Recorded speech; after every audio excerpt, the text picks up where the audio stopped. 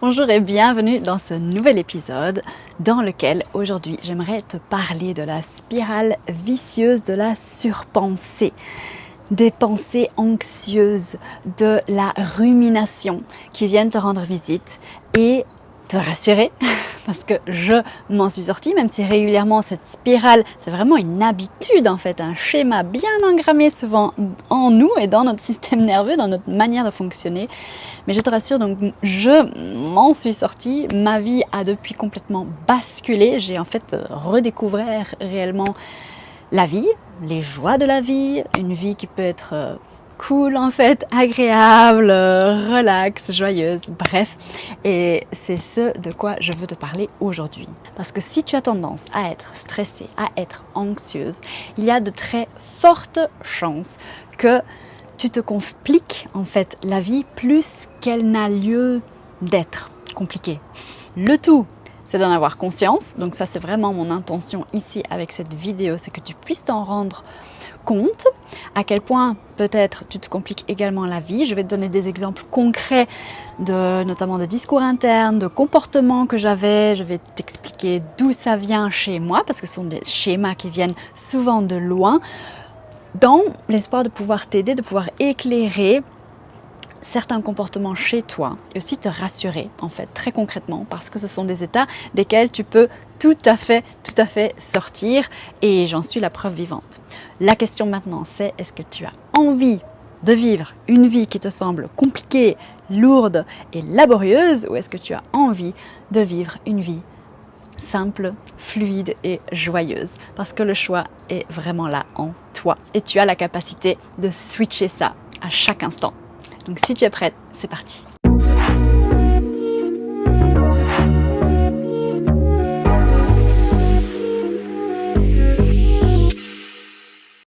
Si tu savais à quel point j'ai pu me compliquer la vie, encore moi des fois aujourd'hui, j'en prends conscience et je me dis waouh, à quel point je me suis rendue la plupart de ma vie jusqu'ici en fait tellement laborieuse, tellement comme une charge à porter, à tirer et à quel point ça m'a bouffé mon énergie. Mais pour ça, il faut déjà s'en rendre compte, c'est vraiment le premier pas. Il faut savoir aussi que si on le fait, si on est dans ce schéma de stress, d'anxiété, de se compliquer la vie, etc., si on le fait, c'est qu'il y a un bénéfice. Alors ça semble super étrange, mais non, il n'y a aucun bénéfice, ce n'est que nuisible, voilà, ça nous pompe notre énergie, notre joie de vivre, etc. Mais si, il y a forcément un bénéfice inconscient, évidemment, et je vais t'expliquer dans quelques instants lequel ça a été pour moi pendant de longues années, j'en ai tiré un bénéfice bien concret. Donc pendant certainement 35 ans, je me suis rendu la vie extrêmement difficile. J'ai tout rendu difficile et laborieux dans mon quotidien. Je grossissais les choses. Mon surnom quand j'étais enfant, d'ailleurs, de la part de mes parents, c'était Drama Queen, la reine des drames. Je créais littéralement des problèmes avant qu'il n'y en ait, avant qu'il n'y ait quoi que ce soit. Et je stressais pour des scénarios éventuels, potentiels futurs, que je me dessinais tous dans mon esprit et qui, à 99% de probabilité, ne se produisaient jamais. Et last but not least, si je ne focalisais pas sur des scénarios potentiels, éventuels, non réels, eh bien je focalisais sur ce qui réellement, en fait, n'allait pas dans ma vie, ne fonctionnait pas. Et du coup, ça faisait que j'étais éternellement inquiète à l'intérieur et insatisfaite à l'intérieur, à la recherche de ce prochain truc, de ce prochain challenge, de cette prochaine chose, de ce prochain défi en fait, qui me ferait sentir vivante. C'était vraiment ça. Un exemple très concret, c'était dans le milieu professionnel. Je finissais par changer de job, toujours des jobs haut placés et j'allais de plus en plus haut, mais je changeais vraiment de société en fait tous les 2-3 ans parce que j'en venais à m'ennuyer extrêmement rapidement puisque intérieurement j'étais tellement en train de bouillonner dans un état anxieux, dans un état stressé, sous pression, que tout de suite, quand au boulot les choses s'apaisaient, ou en fait après cette période de 2 ans et demi, quand on commence à être rodé dans notre job et que les choses en fait se répètent d'année en année, parce que dans mon job en tant que responsable communication, c'était souvent des campagnes, etc., très cycliques, et bien en fait après 2 ans, très concrètement, j'en avais marre, j'avais plus envie de faire la même chose, j'étais rodée et du coup il me manquait ce stress, il me manquait cette pression. Et j'allais tout le temps, inconsciemment, à la recherche de ce nouveau stress, de ce nouveau challenge, de ce nouveau défi pour avoir mon shot, en fait, d'hormones de stress, littéralement. Ce que je faisais aussi, et peut-être que tu te reconnaîtras, c'est que quand la vie devenait morne ou monotone, ou que je me trouvais en fait dans des situations chill, relax, cool, entre amis ou en famille, inconsciemment, je venais littéralement parfois provoquer, créer des problèmes qui n'existaient absolument pas. Parce que pour mon système, le fait qu'on soit cool là, qu'on soit en mode détente, tout va bien, chill, ça équivalait à danger, parce que c'était quelque chose de totalement inconnu, tellement j'étais paramétrée en mode stress, alerte. Concrètement, il m'est déjà arrivé de faire des crises d'anxiété, d'avoir des crises de panique dans des moments de détente, quand par exemple j'étais attablée avec mon mari et des amis dans leur jardin, lors d'une superbe soirée d'été où il faisait beau à Bruxelles. J'oublierai jamais en fait cette scène. Et tout à coup, comme ça, du rien, j'ai fait une crise d'anxiété. Et peut-être que ça t'est déjà arrivé. Et du coup, l'explication, c'est ça. C'est que ton cerveau, en fait, notre cerveau, il perçoit cet état-là de détente, de relaxation, comme un état de danger, tellement cet état-là lui est inconnu. Le souci, c'est que quand on est dans ces états-là, on ne s'en rend vraiment pas compte. Parce que c'est plus fort que nous, parce qu'on a souvent connu ça depuis la petite enfance, parce que notre système nerveux a baigné quelque part, a tellement été habitué à fonctionner de cette manière-là, à vivre dans un mode d'activation et d'alerte H24, avec très peu de répit quelque part, quasi pas de relaxation et de détente, qu'on ne s'en rend pas compte. C'est totalement inconscient, c'est plus fort que nous, littéralement. Et donc moi, dans mon cas, qu'est-ce qui m'a sorti de ça? Qu'est-ce qui m'a fait comme un électrochoc? Comment est-ce que je m'en suis rendu compte? Puisque ce feedback-là, je ne l'avais pas forcément de la part de mes parents, puisque c'était l'environnement dans lequel j'ai grandi. Donc voilà, c'est la même, on baigne dans la même soupe. Je venais de cette soupe, donc c'est pas cette soupe qui va me dire mais qu'est-ce que tu fais, t'es un cheveu dans la soupe? Non, j'étais vraiment dans mon élément. De même pour mon environnement professionnel, etc. La personne qui m'a vraiment aidée à prendre conscience de ça, parce qu'elle était à mon opposé, on se rapproche, mais on était vraiment noir et blanc, c'est mon mari. Quand je l'ai connu il y a 11 ans, c'est quelqu'un de tellement calme, apaisé, ancré, de tellement cool, avec une capacité de tolérance au stress que je n'ai jamais connu personne d'autre avec cette même capacité. À l'époque, il travaillait dans l'événementiel, donc il supportait extrêmement bien la pression, les imprévus, il organisait des soirées, il était directeur d'une école de plus de 800 élèves par semaine, il y avait tout le temps des couacs, des annulations de salles, des annulations de profs, des changements de dernière minute. C'était sa vie en fait au quotidien. Et pour lui, il gérait ça, mais comme un maître. Alors que moi, je le voyais faire et j'entrais déjà rien que de le voir ou d'entendre les coups de fil qu'il recevait. Moi, j'entrais en panique. Je commençais à transpirer, à avoir le cœur qui accélérait, à me dire « Oh mon Dieu, mais comment tu vas t'en sortir là? C'est quoi la solution ?» Et donc, c'est vraiment lui qui m'a aidé à prendre conscience de tous ces mécanismes et qui m'a dit « Non mais attends, stop, littéralement, pause, Anna. Tu peux m'expliquer quel est le problème là en fait? Tu es en train de stresser, pourquoi? » Et alors, voilà, de temps en temps, aujourd'hui encore, ça devient de plus en plus rare, heureusement, mais il me dit Hey Anna, breathe, respire, hein. La vie est belle, hein? Hein? La vie est belle, répète après moi. Je me dis ok, oui. La vie est belle, easy, easy, fluidité, simplicité, quand je remonte dans mes anciennes habitudes.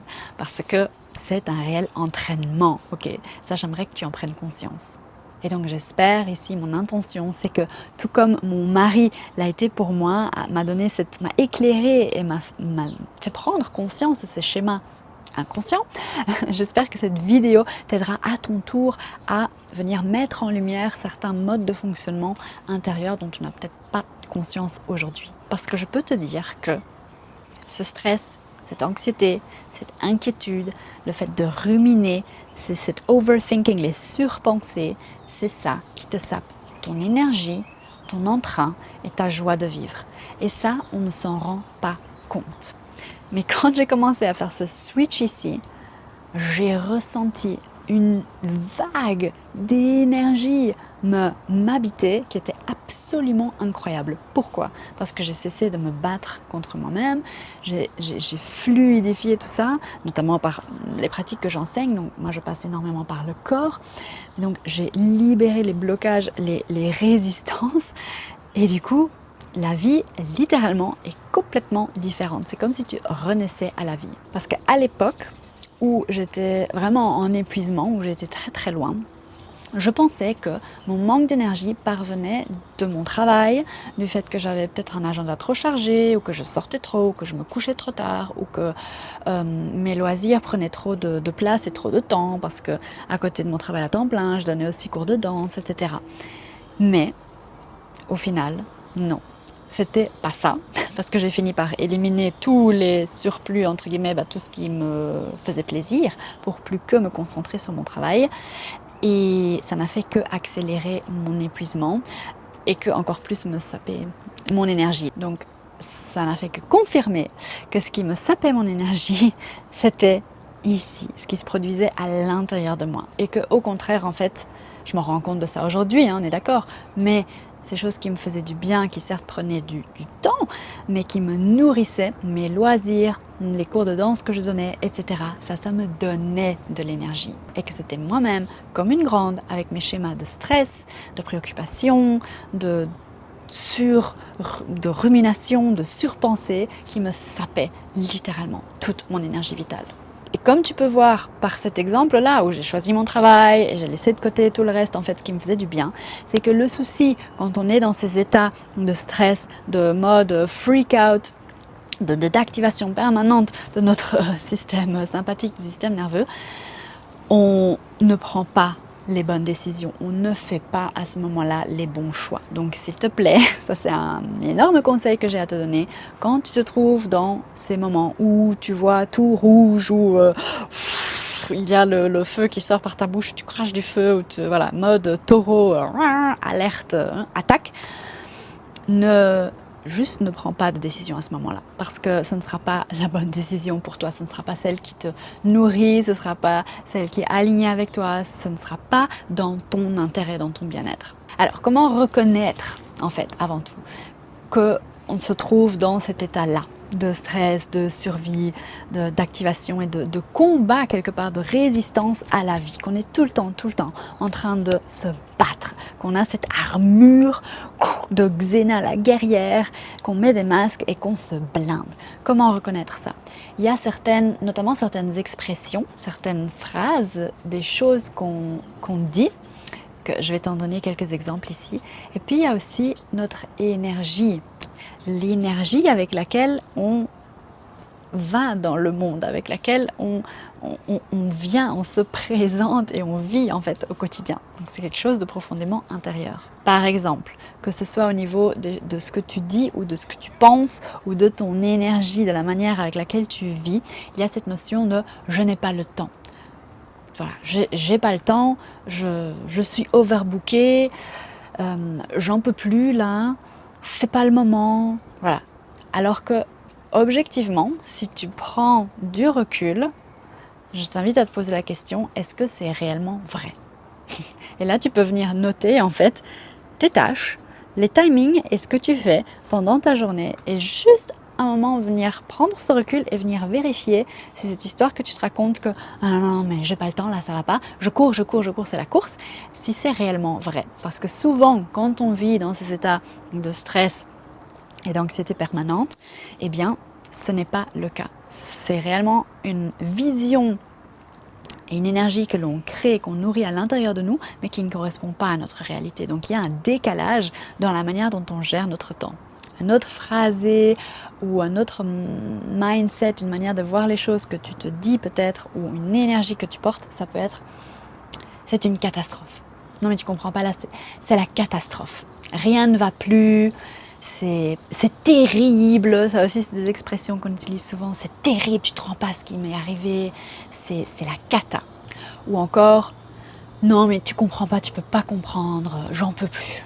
Ou non mais comment est-ce qu'on va faire? Et tout de suite voir ce qui bloque. Se dire, voilà, il n'y a pas de solution, c'est pas possible, rien ne va plus. Ou encore, quand on te demande comment ça va, est-ce que tu as tendance à dire ou à penser, non, ça va pas en fait, non. Ou encore à élaborer 25 000 scénarios possibles, imaginables, de choses qui pourraient se produire ou se passer selon 25 000 façons, sauf qu'en final de compte, ça ne se produit de aucune de ces façons, ça va se produire différemment, et que là, rebelote, tu vas te trouver super stressé, en fait complètement bloqué, tétanisé, en mode freeze, parce que ce scénario-là, tu ne l'avais pas prévu, et qu'est-ce que ça va faire? Ça va faire que ça vient renforcer ce cercle et cette manière de fonctionner, parce que de là, tu vas encore plus manquer de confiance en toi, manquer de confiance en tes capacités en fait à faire face à la vie, à surfer avec la vie, à gérer les événements qui se présentent à toi. Donc tu vas encore plus te blinder, encore renforcer plus ta carapace, encore plus te mettre en alerte, te tendre pour la prochaine fois être mieux préparé. Sauf que ce ne sera jamais le cas. Il n'y a pas moyen de se préparer face à la vie.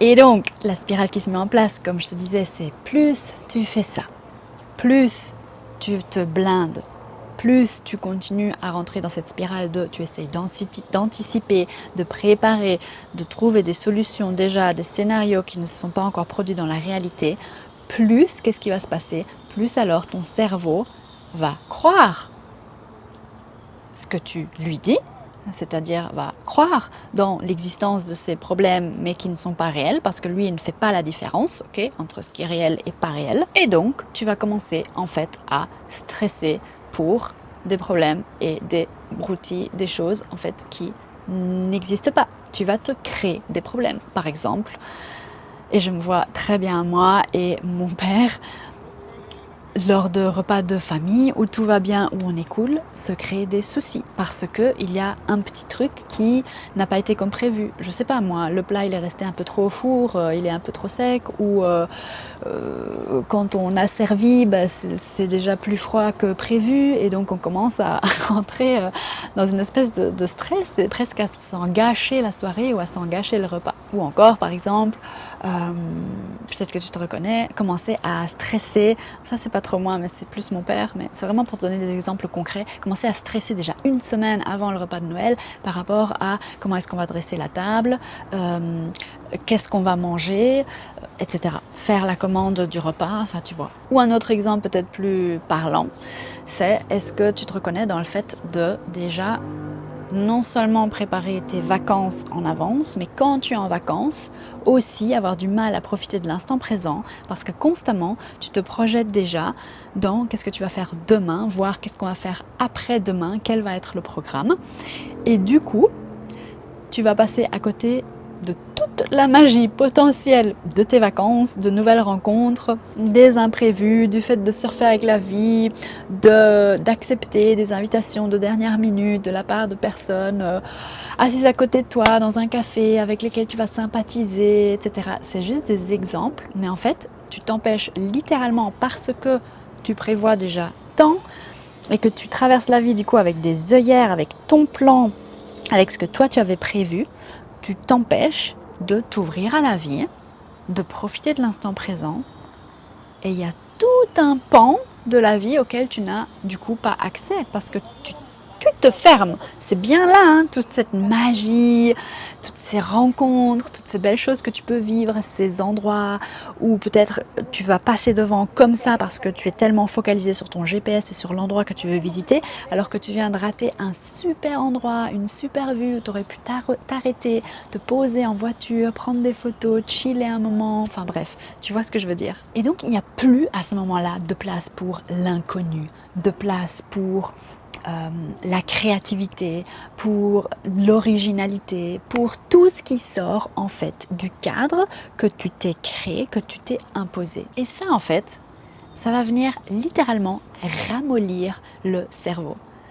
Parce que le cerveau, il n'est pas destiné à être mis en action pour ce genre de problématique. Il va littéralement, petit à petit, dépérir et rentrer dans une espèce de maladie, être infecté par ce virus, par cette maladie de la rumination, de la surpensée et rentrer dans ce cercle vicieux de l'anxiété.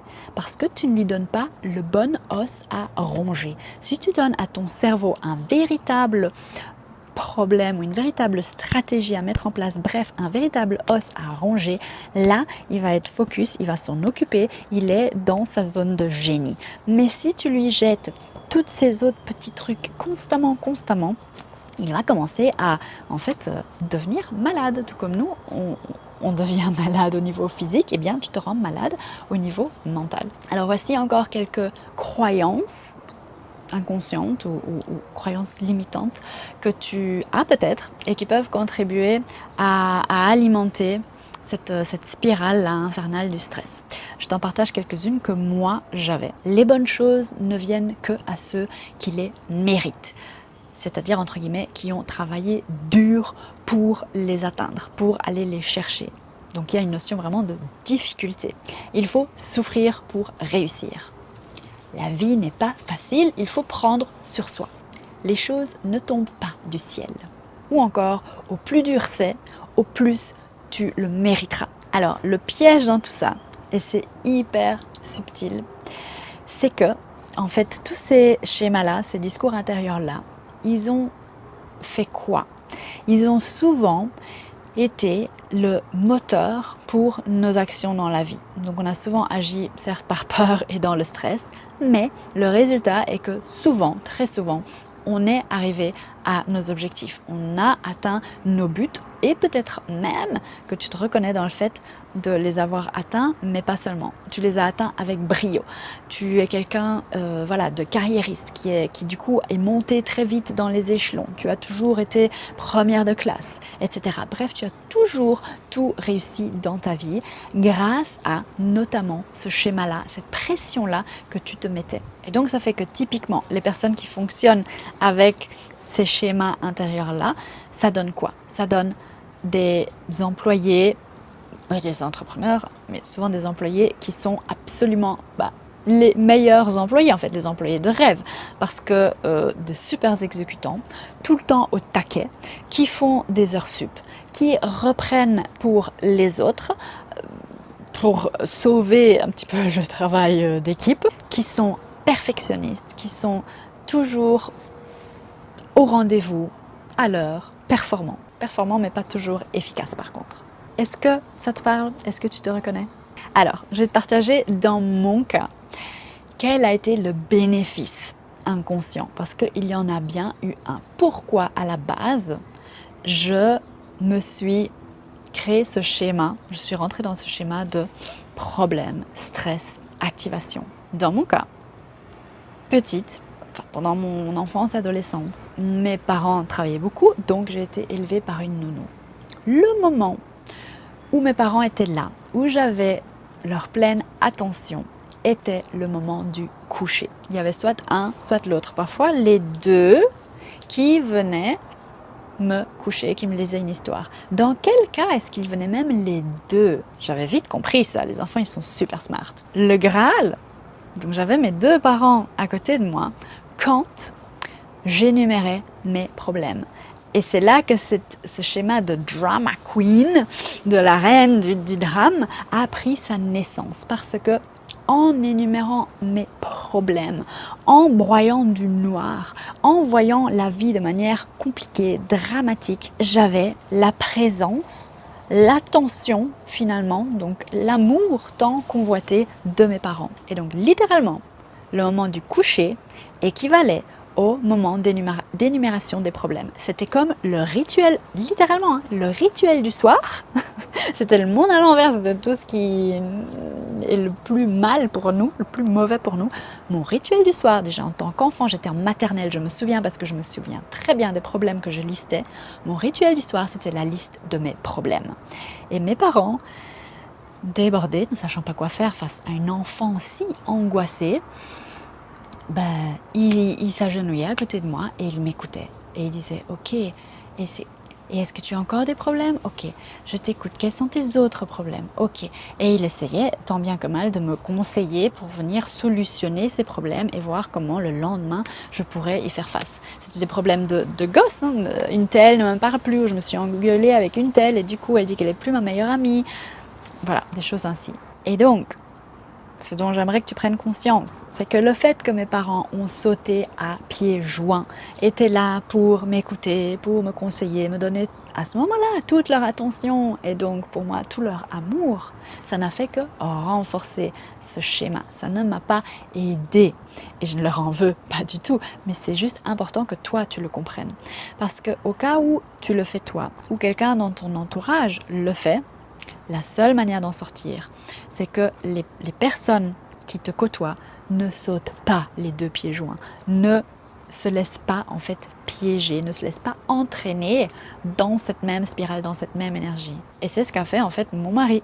Quand je l'ai connu, il m'a regardé par moments et il m'a juste dit « Attends, quoi? C'est quoi ton problème? Tu stresses pourquoi? Parce que j'ai rien compris là. » Parce que lui n'était tellement pas justement dans ce mode de fonctionnement-là que c'est comme un électrochoc. Il me donnait des claques, je recevais un électrochoc. Il remettait en question ma manière de fonctionner. Donc en conclusion, le seul moyen de t'en sortir toi ou d'aider quelqu'un à s'en sortir, c'est de ne pas sauter les deux pieds joints. Donc, dans le cas des autres, si toi tu es observateur de quelqu'un qui ne cesse de ruminer, d'énumérer des problèmes, etc., de broyer du noir, d'être en mode overthinking, stress, c'est de gentiment juste lui faire miroir ou de lui dire respire ou voilà, comme le fait mon mari, hey, la vie est belle, tout va bien, cool. Et de ne pas, ah oui, je comprends, ah mince, qu'est-ce qui s'est passé? Ah là là, ouais, ça ne va pas être facile. Et si c'est toi qui le fais, alors, et que tu te trouves seul et qu'il n'y a personne qui peut te faire ce miroir, alors là, le seul moyen, c'est aussi, même solution, ne pas sauter les deux pieds joints. Ça veut dire quoi? Ça veut dire commencer à prendre conscience de tes modes de fonctionnement, de tes pensées, de ces phrases, ces choses que tu te dis tout le temps, de ces mécanismes, de ces automatismes. Et pour ça, tu dois comprendre que tu n'es pas tes pensées, tu n'es pas tes émotions, tout comme tu n'es pas ton corps. Tu es cette conscience, ce higher self, qui a la capacité d'observer et d'entendre tes pensées. Et si là, tu mets la vidéo en pause, ou peut-être que tu pratiques déjà de la méditation, bref, si juste tu arrêtes un instant, tu auras tout de suite une voix à l'intérieur de toi qui va commencer à parler. Et bien c'est cette voix-là dont tu as la capacité de te rendre compte, que tu as la capacité d'écouter à l'intérieur de toi, qui sont tes pensées. Mais toi, tu es la conscience qui a la capacité de l'écouter. Donc, remettre cette distance entre toi et tes pensées, c'est le seul moyen de sortir de ce cercle vicieux. Et ça, c'est un réel entraînement. Je sais que c'est pas facile. C'est un entraînement de tous les jours et de chaque instant. C'est comme aller à la gym. C'est même plus laborieux, entre guillemets. C'est un investissement plus conséquent que d'aller à la gym. Parce que la gym, peut-être qu'on se dit qu'on fait ça 1, 2, 3 fois par semaine. Non, ici, c'est tout le temps, à chaque instant. Et si au début c'est trop compliqué, simplement quand tu sens que le stress commence à monter, que tu rentres dans cet état de bouillonnement, d'anxiété, de peur, d'activation, ne serait-ce que à ce moment-là, pensez à moi, à cette vidéo, peu importe, trouvez un moyen de te dire « Ok, stop, juste respire. » Et créer ce moment de pause, mettre tout en pause pour venir recréer cette distance et avoir cette capacité de se dire « Ok, qu'est-ce qui se passe là? Qu'est-ce qui s'est passé? » C'est ok, je ne suis pas mes pensées et venir en prendre conscience. Encore une fois, petit à petit, c'est un exercice. Donc vas-y avec patience, avec bienveillance, avec douceur. Prends-le comme un jeu en fait. Tu n'as absolument rien à perdre. Tu as tout à y gagner. Ta vie ne saurait que devenir 10 000 fois infiniment plus belle. J'ai même envie de te dire un secret. Et si la vie était simple? Non, vraiment, je dis ça comme ça, sur le ton de la rigolade, mais vraiment. La vie est simple. Certes, elle n'est pas facile à chaque instant. Certes, on a tous des coups durs. La vie, c'est la vie. Il y a des tempêtes, il y a plein d'imprévus. Mais c'est nous qui la compliquons. La vie est simple. C'est toi qui résistes, c'est toi qui la compliques. De par ton énergie intérieure, de par tes mécanismes, de par tes schémas, de par tes pensées. Donc j'espère que cette vidéo t'aura aidé à ne serait-ce qu'en prendre conscience un petit peu. J'espère que j'ai pu ici semer des graines pour la suite de ton chemin, pour que tu penses à moi quand tu seras de nouveau la prochaine fois aspiré dans cette spirale de tes pensées, dans ce stress, dans cette anxiété, et que tu prennes un moment de pause, que tu aies cette capacité de prendre du recul et de prendre conscience de ce qui se passe à l'intérieur de toi. Ou peut-être que tu as une petite âme protectrice, une fée dans ta vie quotidienne qui peut aussi venir t'aider, te soutenir dans ce processus de prise de conscience. Si cette vidéo t'a plu, je t'invite à me laisser un like et un commentaire ci-dessous. Dis-moi, qu'est-ce que tu as retenu? Quel a été ton déclic? En quoi est-ce que tu t'es peut-être reconnu dans mes partages à moi, reconnu dans certaines phrases, dans certaines pensées, dans certains mécanismes? Et alors si ce n'est déjà fait, je t'invite à venir t'abonner à la chaîne et à cliquer sur la cloche pour recevoir les notifications de quand je publierai la prochaine vidéo, à savoir qu'il y en a une par semaine. Sur ce, prends bien soin de toi et à très bientôt. Ciao!